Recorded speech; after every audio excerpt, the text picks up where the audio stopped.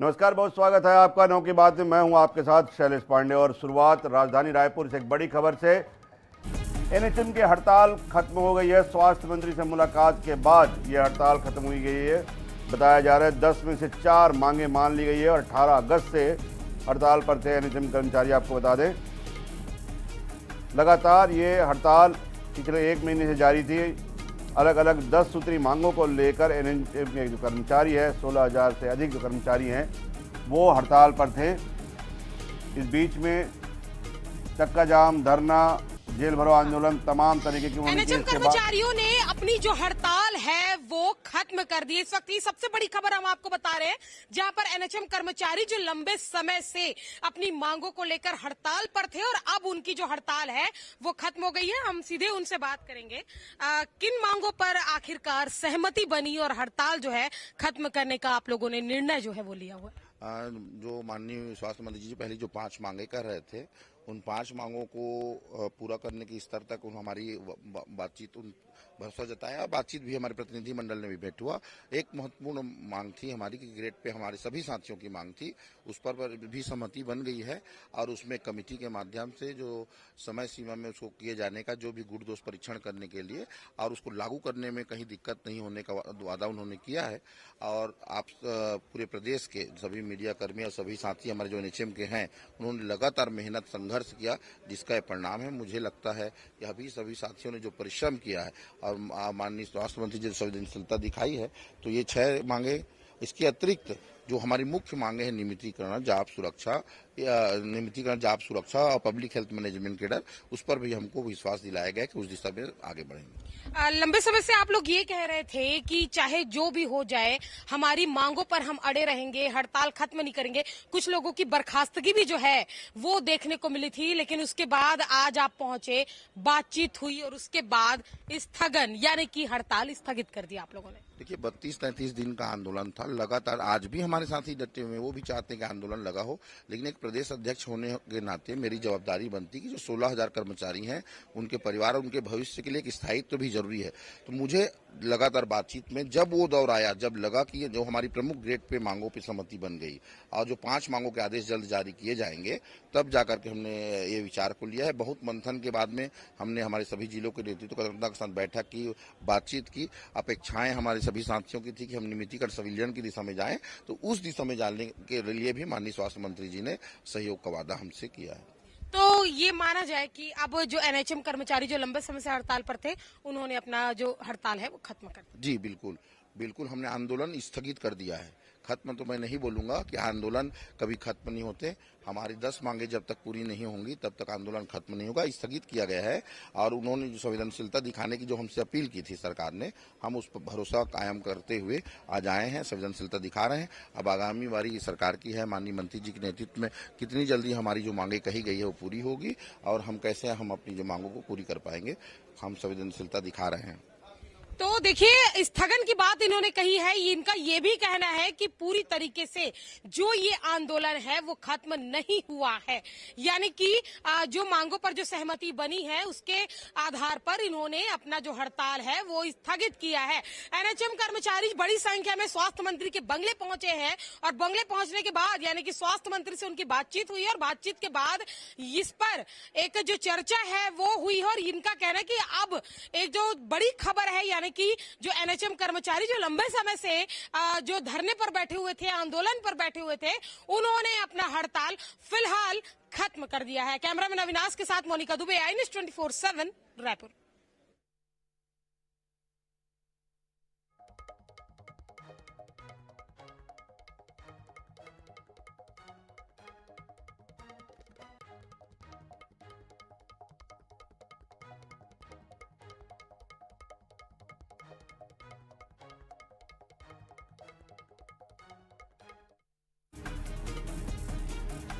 तो आप देख सकते हैं इस समय 10 में से 4 मांगे जो हैं वो एनएचएम कर्मचारियों की मान ली गई है।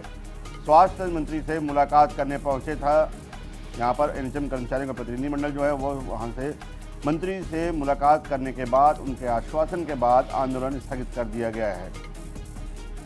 उनके नेता को आप सुन रहे थे, उनका कहना था कि आंदोलन पूरी तरह से अभी खत्म नहीं हुआ है लेकिन स्थगित किया गया है क्योंकि उन्होंने स्वास्थ्य मंत्री ने प्रतिनिधिमंडल से ये भरोसा जताया कि उनकी 10 में से 4 मांगों पर सहमति बन चुकी है। आप देख सकते हैं कैशलेस चिकित्सा बीमा 5 लाख तक कर दिया गया है।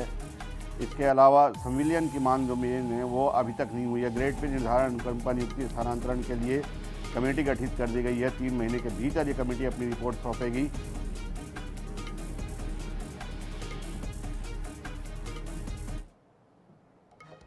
बात करते हैं उस खबर की जिसने देश में इस समय बवाल मचा रखा है। देश में वोट चोरी के आरोपों के बीच कांग्रेस सांसद और लोकसभा में नेता प्रतिपक्ष राहुल गांधी ने बड़ा बयान दिया है।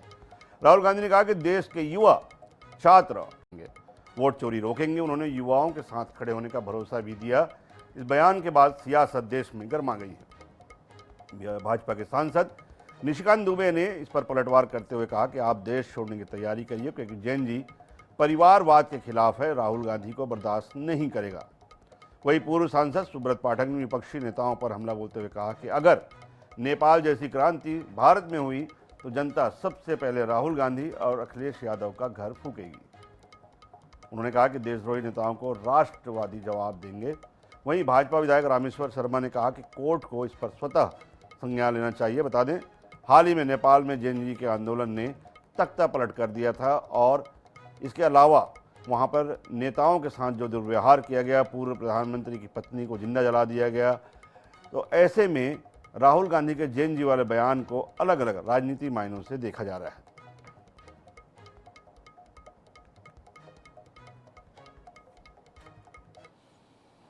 देखिए, राहुल गांधी जी के बारे में हम केवल सोनिया गांधी जी से आग्रह करना चाहते हैं कि सोनिया गांधी जी अपने पूत को संभालो और इसको प्रेरणा दो। ये महात्मा गांधी के सपनों के भारत में आग लगाना चाहता है। ये हिंदुस्तान के लोकतंत्र को खत्म कर देना चाहता है। ये हिंदुस्तान की न्याय व्यवस्था पर सवाल खड़ा करना चाहता है। क्या पंडित जवाहरलाल नेहरू ने इसी लोकतंत्र की उम्मीद की थी या स्वर्गीय इंदिरा गांधी ने इसी लोकतंत्र की उम्मीद की थी? क्रांतिकारियों ने बलिदान इसलिए नहीं दिया था कि एक अबोध बच्चा इस देश में नेता प्रतिपक्ष बनेगा और वो हिंदुस्तान के चलते फिरते आनंद के लोकतंत्र को जलाने का सपना देखेगा। अरे राहुल गांधी, तुम सत्ता के इतने भिखारी हो गए कि तुम अपने देश को, अपने घर को आग लगाना चाहते हो। बात कर लेते हैं छत्तीसगढ़ की राजधानी रायपुर से बड़ी खबर की कि एनएचएम कर्मचारियों की हड़ताल स्थगित हो गई है। जी हाँ, बता दें, खत्म की जगह स्थगित इसलिए हम कह रहे हैं क्योंकि उनके नेताओं का कहना है कि वो मंत्री जी के आश्वासन पर भरोसा करके अभी अपना इस हड़ताल स्थगित कर रहे हैं, लेकिन खत्म नहीं कर रहे हैं। इस समय इनकी चर्चा जो है वो खत्म हुई है। 10 सूत्री और हमारी सहयोगी मोनिका दुबे इस समय स्वास्थ्य मंत्री के साथ मौजूद हैं। सीधे चलते हैं मोनिका के पास।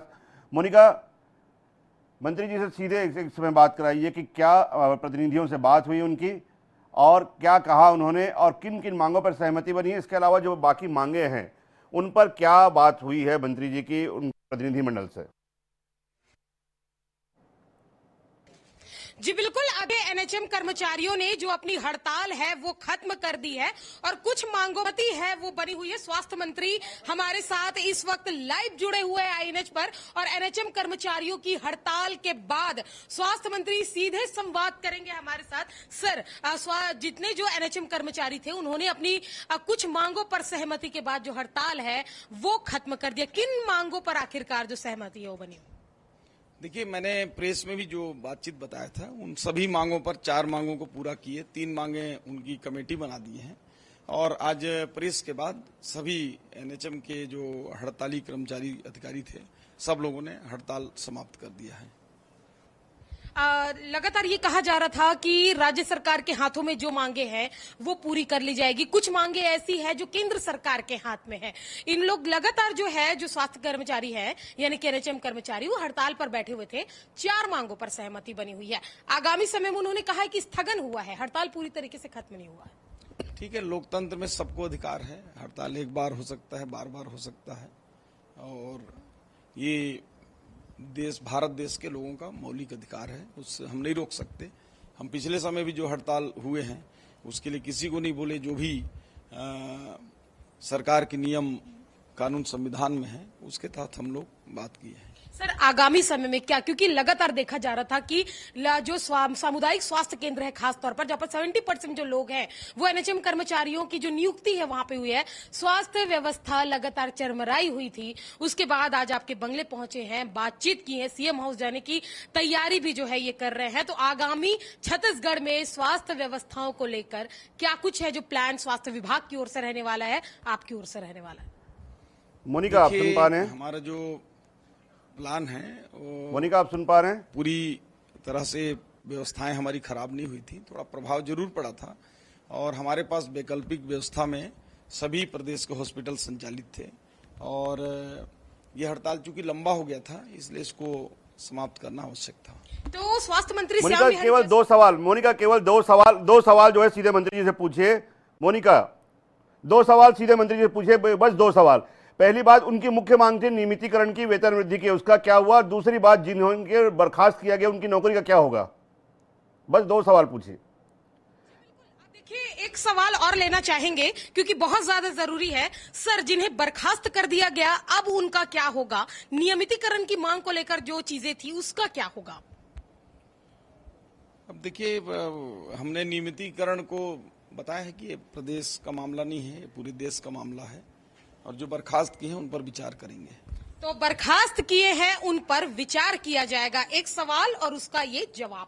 आप लगातार जिस तरीके से देख पा रहे हैं कि जहां एनएचएम कर्मचारियों ने अपनी हड़ताल खत्म कर दी है, लेकिन जो स्वास्थ्य मंत्री है उनका कहना है कि इस पर विचार किया जाएगा, यानी कि कुछ भी चीजें जो है वो स्पष्ट नहीं है। जहां एक और एनएचएम कर्मचारियों ने अपनी हड़ताल खत्म करने का ऐलान किया, दूसरी ओर से स्वास्थ्य मंत्री श्याम बिहारी जायसवाल से उनकी सीधे बात हुई, लेकिन नहीं है कुछ भी स्पष्टीकरण, कुछ भी स्पष्ट अभी नहीं है, क्योंकि स्वास्थ्य मंत्री का कहना है कि इस पर विचार किया जाएगा। फिलहाल बिल्कुल मोनिका, जिस तरह से मोनिका बता दी, शुक्रिया आपके साथ पूरी जानकारी के लिए। मंत्री जी हमारे साथ जुड़े हुए थे।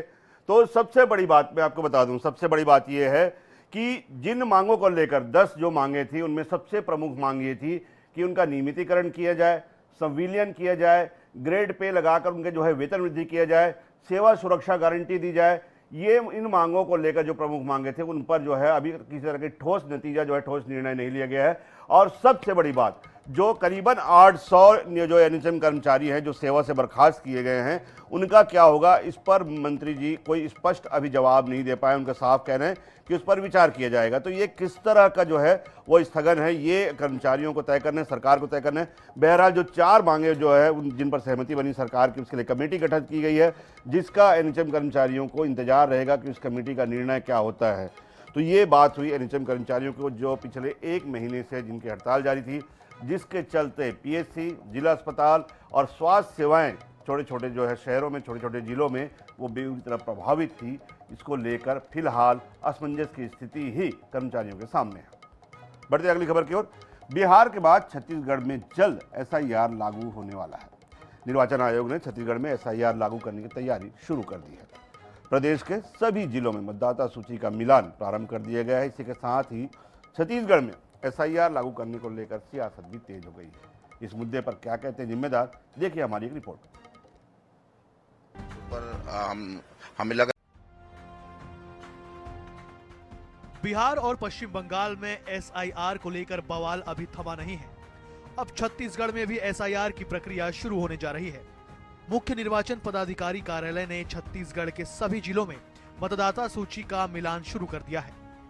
बीएलओ के माध्यम से 2025 की मतदाता सूची का 2003 की सूची से मिलान किया जा रहा है। जिन मतदाताओं के नाम 2003 की सूची में दर्ज होंगे उन्हें किसी प्रकार के दस्तावेज देने की जरूरत नहीं होगी। जिनके नाम 2025 की सूची में तो हैं लेकिन 2003 की सूची में नहीं है, उन्हें अपनी नागरिकता के प्रमाण के आवश्यक दस्तावेज प्रस्तुत करने होंगे। छत्तीसगढ़ में एसआईआर लागू होने की हलचल के साथ ही सियासत भी तेज हो गई है। कांग्रेस जहां एसआईआर की प्रक्रिया पर सवाल उठा रही है, वहीं दूसरे दलों के मतदाताओं के नाम काटे जाने का आरोप भी लगा रही है। वोटर लिस्ट में गलत नाम ऐड करते हैं, दूसरी तरफ से फिर कांग्रेसियों का और अपने विरोधियों का कैसे नाम काटते हैं। तो ये डबल गेम जो चल रहा है, तो एक तरह से प्रजातंत्र के लिए बहुत बड़ा ये संकट का समय है और प्रजातांत्रिक व्यवस्था को कायम रखना हम सब लोगों के लिए चुनौती की। विजय शर्मा जी तो सिर्फ 21 लोगों का नाम लेकर बोले कि देखो हमारे अभी नाम आया 21 लोगों का। बहुत सारे जगह आप देखे होंगे हमारे जिलाध्यक्ष, हमारे कैंडिडेट, बहुत सारे लोगों ने कई जगह 51, कहीं 200, कहीं तो कुछ लोगों को लेके आए। ये देखिए, ये फर्जी मतदाता है। वहीं भाजपा पहले ही एसआईआर के पक्ष में नजर आ रही है। उप मुख्यमंत्री विजय शर्मा से लेकर कई नेता पहले ही एसआईआर लागू करने की मांग कर रहे हैं। पूर्व मंत्री और विधायक अजय चंद्राकर कहते हैं छत्तीसगढ़ में एसआईआर लागू होना चाहिए। पूरे देश में एसआईआर की शुरुआत हो गई है, छत्तीसगढ़ में नहीं।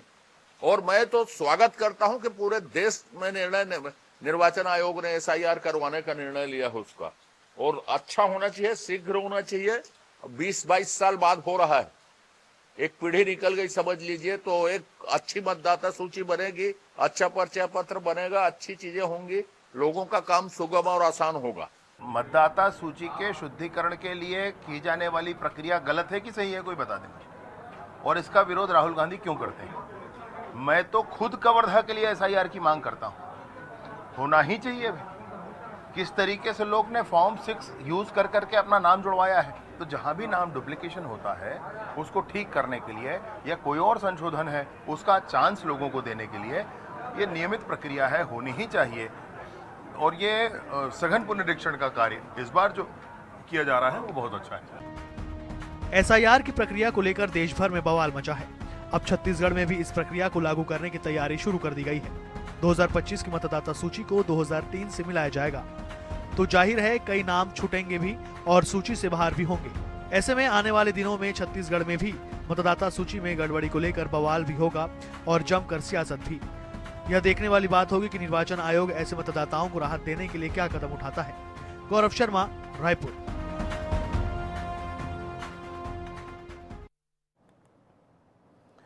बुंदेलखंड राज्य बनाने की मांग पुरानी है और लगभग हर चुनाव में ये चुनावी मुद्दा बनता रहा है। छतरपुर के मां अन्नपूर्णा रामलीला मैदान में रामलीला महोत्सव चल रहा है। इस कार्यक्रम में बागेश्वर धाम के पीठाधीश्वर धीरेन्द्र कृष्ण शास्त्री शामिल हुए। पृथक राज्य बुंदेलखंड बनाने के मुद्दे पर शास्त्री ने कहा कि यदि बुंदेलखंड अलग राज्य बनेगा तो क्षेत्र का विकास और अधिक तीव्र गति से हो सकेगा। साथ ही शास्त्री जी ने पृथक राज्य बुंदेलखंड की मांग का समर्थन किया। साथ ही नवंबर में दिल्ली से मथुरा तक पदयात्रा की घोषणा भी की।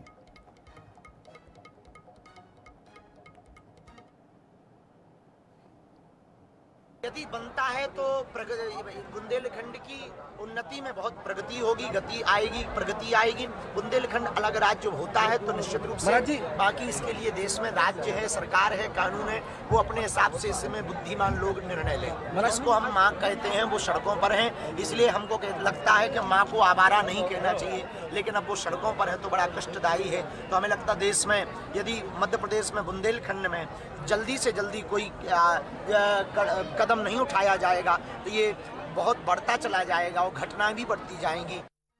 और फिलहाल इस बुलेटिन में इतना ही, लेकिन देश प्रदेश की तमाम खबरों और न्यूज़ अपडेट्स के लिए आप बने रहिए न्यूज़ 24/7 के साथ।